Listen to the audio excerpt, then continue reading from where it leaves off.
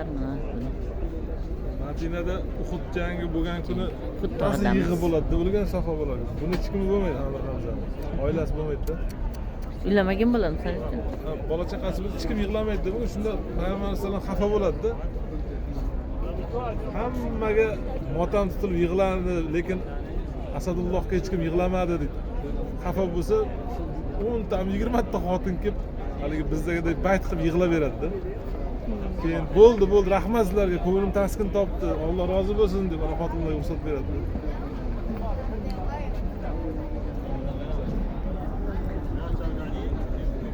Shayxlar sultoni, Shayxlar Saidi. Murat Hamza. Qabrlarman. Tosh bilan o'ralgan shu Murat Hamza. Roziyallohu anhu qabrlari. Gapiring yana sen. Amir Hamza bilan birga 70 ta sahoba yotibdi. Sahobalarning eng ichida yana afzallaridan Musab ibn Umayr. Madinani islomga kirgizgan sahoba, diplomat, boyning bolasi bo'lgan. Islom dini uchun hamma boyligidan voz kechgan, ota-onasi mahrum qilib, yalangoyoq qolib ketgan.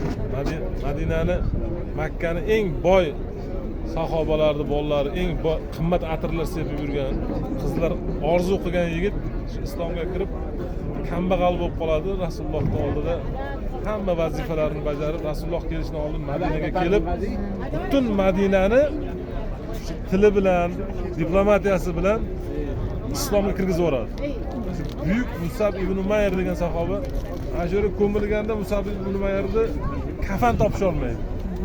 Boshiga yopsa oyog'i ochiladi, oyog'iga yopsa boshi ochiladi. Isxir degan o't bo'ladi, o'sha o't bilan boshlarini o'rab ko'mib yuborishadi sahoba. Maşallah. Shunda sahobalar yig'laydi.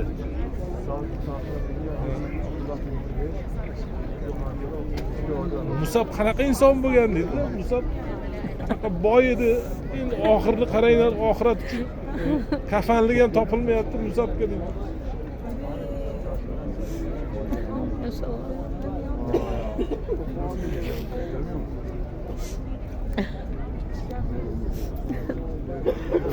Maşallah. İslamda tamal toshini qo'ygan sahobalar hammasi. Sahobalar bo'lmaganda islom bo'lmasdi bu dunyoda.